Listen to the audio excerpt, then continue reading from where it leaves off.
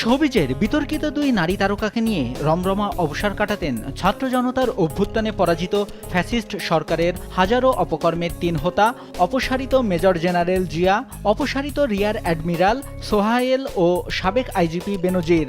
নিজেরাই শুধু লিপ্ত ছিলেন না অপকর্মে, তাদের ভোগবিলাসে নারী সরবরাহ করেও দুহাতে টাকা কামিয়েছেন এই দুই শোবিজ তারকা। এখন পুলিশ রিমান্ডে থাকা চট্টগ্রাম বন্দরের সাবেক chairman rear admiral Mohammad Sohail আর সাবেক সেনা কর্মকর্তা মেজর জেনারেল জিয়াউল আহসান প্রতিদিনই মুখোমুখি হচ্ছেন জিজ্ঞাসাবাদের, ফাঁস করে দিচ্ছেন চাঞ্চল্যকর সব তথ্য। ঘৃণিত তিন কুচক্রীকে নিয়ে বিশেষ সংস্থার তদন্ত প্রতিবেদন এসেছে দেশ টিভির হাতে। তাতে উঠে এসেছে সোহায়েলের নারী লিপ্সার তথ্য, প্রকাশ পেয়েছে তার বীভৎস বিকৃত যৌনতার ঘটনাও, প্রমাণ মিলেছে জিয়াউল আহসান ও পলাতক সাবেক আইজিপি বেনজির আহমেদের সংশ্লিষ্টতারও। প্রতিবেদনে বলা হয়েছে, সমকামী সোহায়েল তার পিয়ন ও ব্যাটম্যানকে বাসায় রেখে নিয়মিত মেতে উঠতেন বিকৃত যৌনাচারে। শোবিজের অনেক নারীর সাথে গড়ে তোলেন অবৈধ সম্পর্ক। টিভি সিনেমার পরিচিত এক অভিনেত্রী আর বিতর্কিত এক সংবাদ পাঠিকা ছিলেন তিন কুচক্রীরই শয্যাসঙ্গী। তারা এক এক সময়ে এক একজনের বাসনা পূরণে সঙ্গী হতেন। তাদের বিকৃত আকাঙ্ক্ষা মেটাতে যোগান দিতেন শোবিজের আরও বিভিন্ন নারী।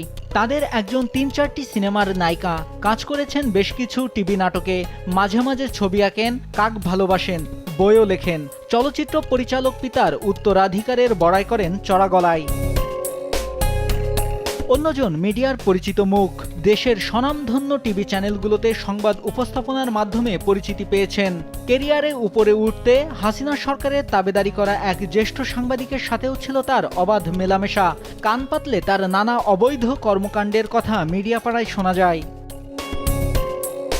গোপনে নিয়মিত এই দুই তারকার সঙ্গে শারীরিক সম্পর্কে মিলিত হতেন সোহায়েল, সঙ্গী হতেন জিয়া ও বেনজির।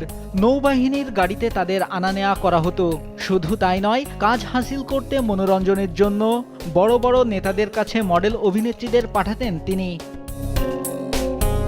সবসময় মিডিয়ার লোকদের সঙ্গে আড্ডা দিতেন সোহায়েল। তাদের কাছে তিনি সোহেল ভাই হিসেবে পরিচিত ছিলেন। তার অবৈধ কর্মকাণ্ড জানার পরও তারা সেগুলো প্রকাশ করতেন না, কারণ মুখ বন্ধ রাখতে নিয়মিত উৎকোচ পেতেন।